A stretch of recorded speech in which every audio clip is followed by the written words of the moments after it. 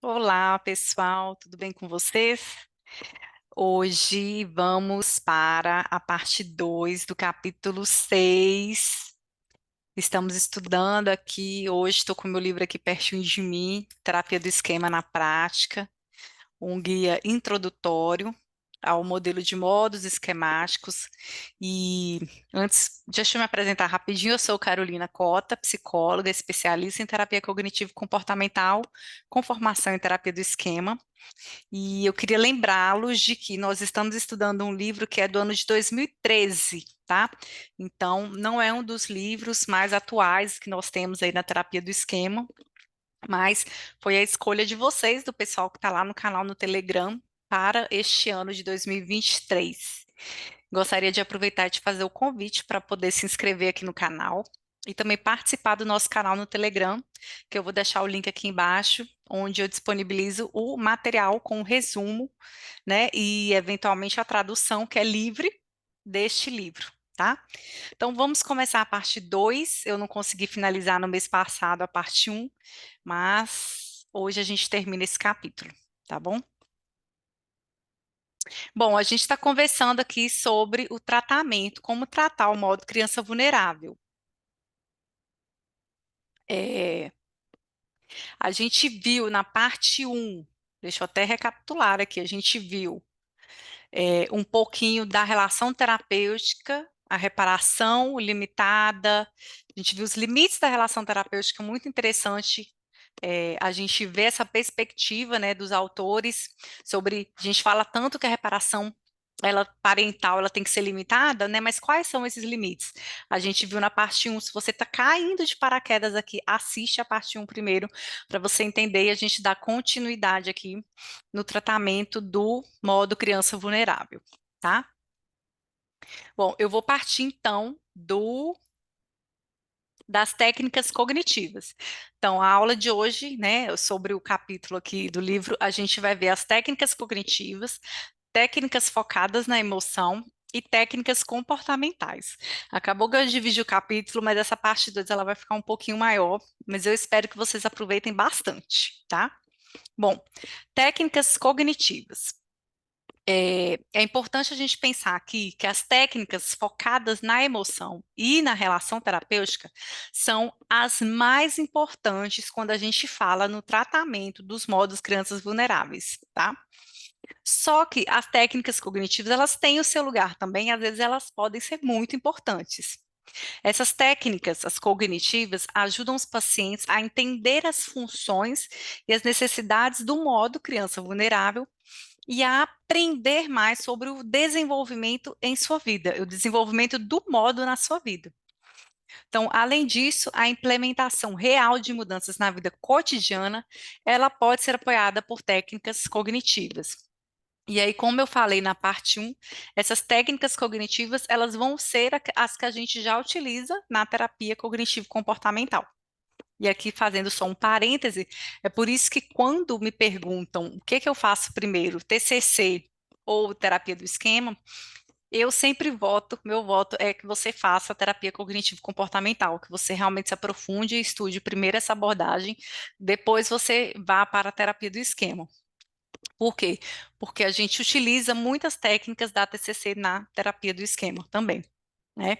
Uma delas aqui vai ser a reestruturação cognitiva. Ela pode ser utilizada para reduzir a desesperança relacionada ao modo criança vulnerável. Então, principalmente com relação a cognições que são típicas, é a crença central, que ela é mais forte e que tem a ver com alguns esquemas e com o modo, a gente pode reestruturar isso, seja utilizando o diálogo das cadeiras, seja fazendo um questionamento socrático. Então, pode ser muito útil utilizar e fazer a reestruturação cognitiva para algumas crenças, né? Por exemplo, a crença, né, o pensamento de que ninguém gosta de mim, ninguém nunca vai me amar, eu sou completamente inútil e eu sou um fracasso. A gente pode trabalhar isso daí, esses pensamentos, essas crenças mais fortes, utilizando, como eu falei, o diálogo das cadeiras e o questionamento socrático, tá? É, a psicoeducação. A psicoeducação, ela visa principalmente ensinar aos pacientes que as suas necessidades e as suas emoções são normais e são compreensíveis. Então, tem psicoeducação. tá? E ela passa muito por, né, por, pela gente explicar, né, para as crianças que quando são crianças pequenas, elas não são responsáveis por cuidar das suas próprias necessidades, não é a criança quem tem que cuidar da sua necessidade.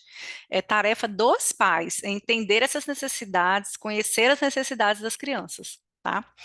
Quando os pais abusam das crianças, dos seus filhos, ou exigem demais deles, a culpa não é da criança.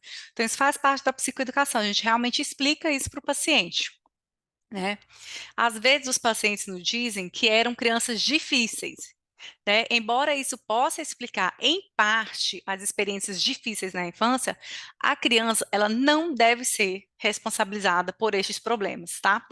E aí, olha que legal. Eu vou até fazer um parêntese aqui com o livro que eu estava lendo agora. Vou até indicar já esse livro, que é Porque o Amor é Importante, e ele fala exatamente disso, das crianças difíceis. E eu vou complementar essa aula com esse trecho aqui do que eu estava lendo, que eu achei muito, muito rico. Olha só, deixa eu pegar aqui, com relação a essa questão da criança ser difícil, a autora, a Sui, ela fala, né, sobre a questão do temperamento, como que o temperamento ele está mais visível nos primeiros anos de vida, e que o desfecho da interação, né, da mãe, do pai com o bebê, em relação ao atendimento dessas necessidades, esse desfecho da relação, ele depende muito mais da mãe e do pai do que do bebê, tá? Então aqui a gente tem um argumento muito bom para poder fazer essa psicoeducação. Aqui, olha, pesquisadores descobriram que mesmo os bebês mais difíceis e irritáveis vão muito bem com pais responsivos que se adaptam às suas necessidades. Então, essa questão da criança ser uma criança difícil, ela tem muito mais a ver com a percepção dos pais, tá? Olha só que interessante isso daqui, esse ponto importante aqui, ó. Bebês difíceis podem ser assim em resposta à indisponibilidade emocional de seus pais com eles. Então é por isso que às vezes o paciente ele vai justificar que foi uma criança difícil e a gente vai falar, nananina, não, não existe bebê difícil. O que existe, olha aqui sendo respaldado por esse livro, pais indisponíveis emocionalmente, é que não conseguem ser responsivos às necessidades da criança. Então, a gente faz essa psicoeducação, a gente explica isso em vários momentos, tá? A gente faz isso no exercício de imagem, a gente faz isso no diálogo das cadeiras. Eu vou até, tô até me adiantando aqui, mas a gente vai fazer isso nesses dois momentos. Tem um card que vai estar no material, né, de vocês vão ter acesso a ele, que vai falar sobre essa psicoeducação do modo criança vulnerável. Então, o que que é importante dentro dessa psicoeducação? É a gente explicar para o paciente que crianças são, em sua base, são maravilhosas, são valiosas, toda criança tem um valor. Mesmo quando elas são estressantes, mesmo quando elas estão mais irritadas, mesmo quando elas cometem algum tipo de erro, ou que elas não se comportem perfeitamente, elas têm o seu valor, independente disso. Crianças são basicamente boas, nenhum ser humano nasce mal. Quando uma criança é abusada, magoada ou ignorada por seus pais ou outra pessoa, isso não é culpa dela, não é culpa da criança, né? Embora as razões pelas quais outras pessoas se comportam dessa maneira possam ser compreensíveis, a gente possa até entender, né? Por que ela é incapaz de lidar com seus próprios problemas, a criança ela nunca vai ser a culpada, tá?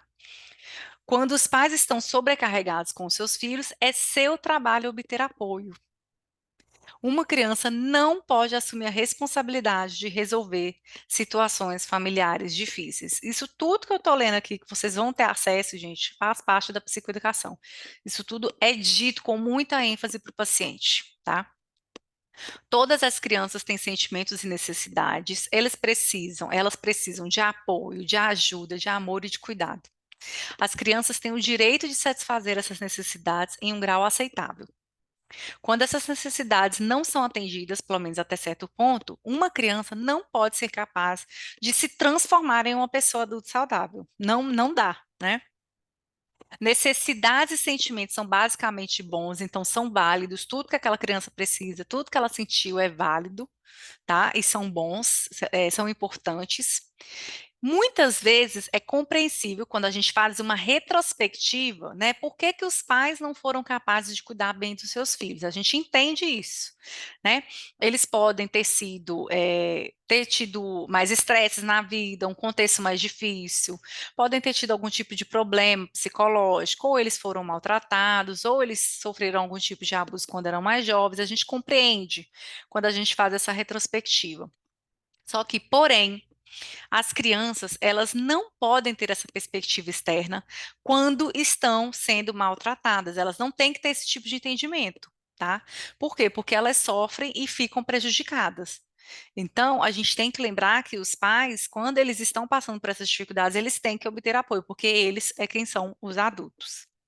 Então, essa psicoeducação do modo criança vulnerável é muito importante, tá? Bom, com relação às técnicas focadas na emoção, a psicoeducação ela é muito importante nesse contexto também, porque frequentemente o modo criança vulnerável ele expressa culpa ou um sentimento de ser excessivamente responsável por uma situação complicada que está sendo feita ali no exercício de reescrita de imagem. Então, a criança ela pode, por exemplo, dizer: mas eu sou uma criança má, é por isso que eu não mereço um tratamento melhor. Nesses casos, o terapeuta ele deve fornecer psicoeducação dentro do exercício de imaginação, tá? Seja com um comentário geral ou com um comentário de uma figura adulta na imagem. Ele pode falar, então, pequena Suzy, entendo que você se sente mal porque é isso que você tem feito durante toda a sua vida. Mas as crianças nunca são más desde o nascimento. Como qualquer outra criança, você é basicamente boa. Você é muito valiosa do jeito que você é. Então, a gente também faz isso em exercícios de imagem, reescrita de imagens, tá? Uma outra técnica cognitiva que a gente pode utilizar são os flashcards, que são flashcards, tipo cartões de enfrentamento, em que eu vou fazer a identificação do sentimento atual. Então, neste momento, eu sinto qual que é a emoção que eu estou sentindo, por quê, né, o que que foi que me engatilhou, né? Porque aconteceu determinada coisa. Identificar o modo, então este provavelmente é o modo tal. Desenvolvi este modo quando eu era criança, porque, e aí coloca um pequeno histórico dessa origem. Qual que é a minha reação típica de enfrentamento? É evitar, supercompensar ou se resignar. Então, minha reação típica de enfrentamento e aí você coloca os comportamentos típicos de enfrentamento. E vai para o teste de realidade. Então, embora eu pense e aí a gente vai colocar aqui a cognição negativa, a realidade diz outra coisa, né? Que é uma reestruturação cognitiva aqui também, é qual que é a cognição mais saudável. E quais são as provas, quais são as evidências que eu tenho disso, tá?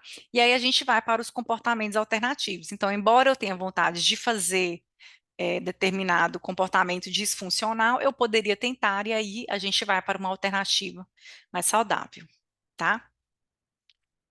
Então, os flashcards, né, que são esses cartões de enfrentamento para essa identificação do modo, para ajudar a identificar o modo, o que é que foi que desencadeou, eles devem conter alguns pontos. Então, primeiro ponto, são os pensamentos e os sentimentos negativos, né, sentimentos desagradáveis atuais, né, que foram evocados em determinada situação, e o modo, né, criança vulnerável, com o qual ele está relacionado. Segundo ponto, qual que é o comportamento de enfrentamento típico que está relacionado a esse modo? Terceiro, o teste de realidade, quais são as interpretações mais saudáveis e adequadas ao evento atual? E as sugestões, por último, aí, de enfrentamento mais funcional, incluindo habilidades de regulação emocional, porque pode ser necessário, dependendo do caso, tá? Então, tem um exemplo aqui de caso, um flashcard, né? Que a terapeuta e Lucy desenvolveram o seguinte texto, para vocês entenderem como é que fica esse texto, que vai funcionar como um cartão de enfrentamento, tá?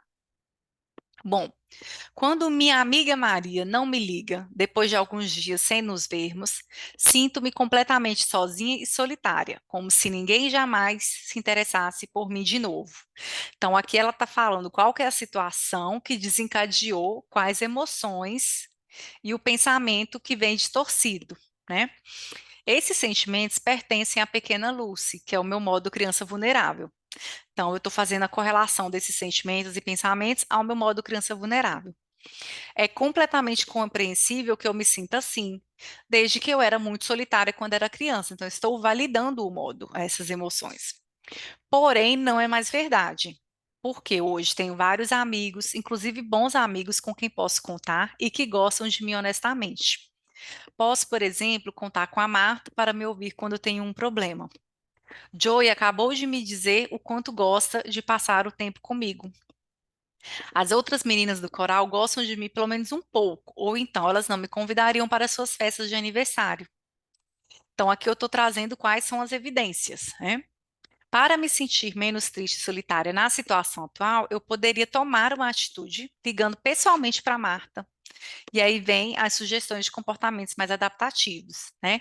Ouvir um CD do nosso último show do coral para me lembrar dos meus amigos, ou simplesmente sair para uma corrida ou caminhar um pouco, que pode ser que me ajude a me acalmar.